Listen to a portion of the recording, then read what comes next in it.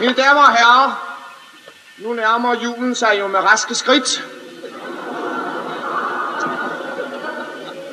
Så jeg vil gerne have lov til at fortælle årets første julehistorie. Jul i de flyvende tallerkener. Julen var nær. Den fine, uranholdige sne faldt regelmæssigt fra de kunstige skyer. Et molekylebombardement af skyernes elektronkerner havde sat det smukke sceneri i gang. I de atomopvarmede aluminiumshuse stod fine grantræer, tilsat klorofyl. Så jo mere man dansede om dem, jo sundere blev man. Og fra byens mange infrarøde griller stod en livlig, bakteriefri duft af brasede atomer. Jo, der skulle være fest.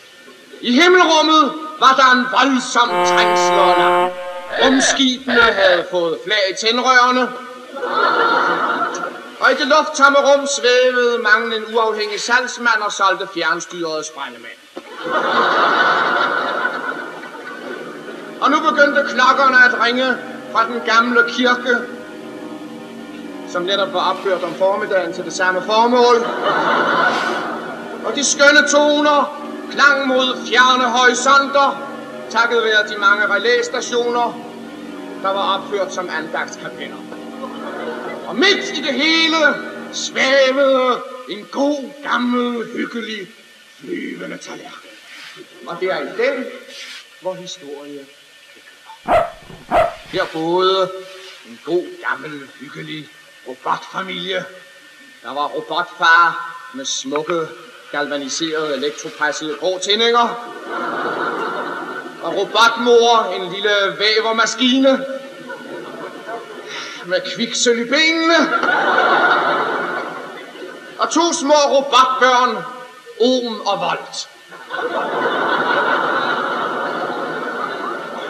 Ja, de var jo ikke blevet rigtig færdige endnu.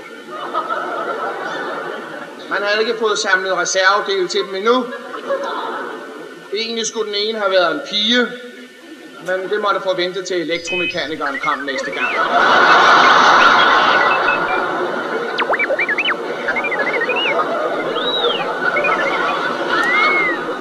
Det var noget med en kontakt.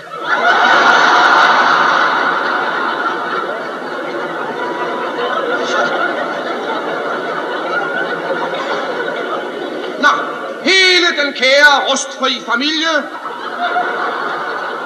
sad smukt fordelt omkring bordet. Far havde smidt fotocellerne og gjort sig det maligt, og Ohm og Volt sad og hæv hinanden i skruerne. Man ventede på julemaden, den dejlige, fede julebenzin, tilsat prima solarolie. Den skulle gøre godt i de rumlende tanke. Og så var den jo tilsat børnenes livret nærende miniatyreoptagelser. Nå, nu kom mor med maden. Hun havde fået sin ny kofanger på. Og radiomasterne på hovedet var ret tilbage efter sidste mode. Selv kjolen var helt diorsk, H-linje. Hun brugte nemlig en fjernsynsantenne som korset.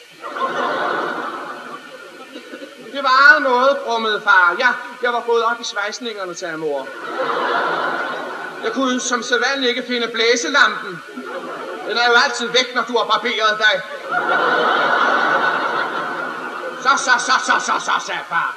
Ingen bedre udblæsninger på denne aften. Øs op. Ohm og Volt kastede sig ivrigt over benzinen, mens far mere adstadigt skruede dækslet af tanken. Fra et vand til knægte, sagde han ellers for i sure opstød i køleren. Ja, der var andre robotfamilier, der gav deres børn atomkraft og spaltede neutroner. Men ikke her. Det var en god gammeldags familie fra den gang, man blev samlet med håndkraft. Nå, alle spiste nu. Men der herskede en sær trist stemning ved bordet. Det var som om man ikke rigtig kunne skifte gear. De kunne ikke skifte gear, nogen af dem. Den ældste søn, Ampere, var for længst drejet ud i universet, men han plejede dog at komme hjem til hver jul, men det var han ikke i år, og det var så trist, så trist. Nå, det tænker vi nu ikke på. Nu sagde far, den der finder møtrikken, får møtrækgaven.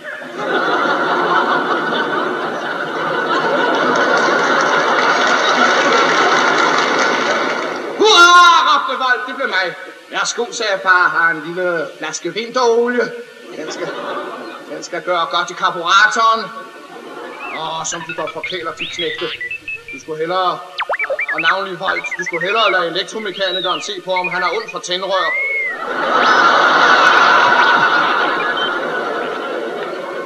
Du må jo have en skrue løs, sagde far. Ja, og det er på tide, at du lærer ungerne om livets stundkræfter. Om differentialer og den slags. En polariseret rødme dækkede hendes pande af elektroplet. Nå, det taler vi ikke mere om, sagde far. Nu går jeg ind og tænder træet. Og mens far tændte lysterrørene på det fine træ, gik mor Omer Volds ansigter efter med lidt twist og gav skruer og bolde en lille omgang med skruebrækkeren. Snart stod man foran den lysende kran.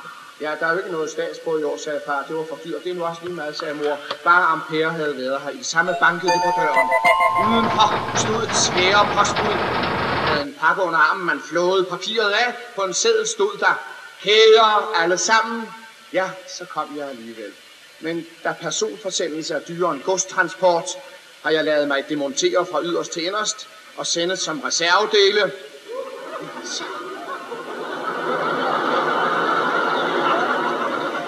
Så kan jeg altid sætte mig sammen, når jeg kommer hjem.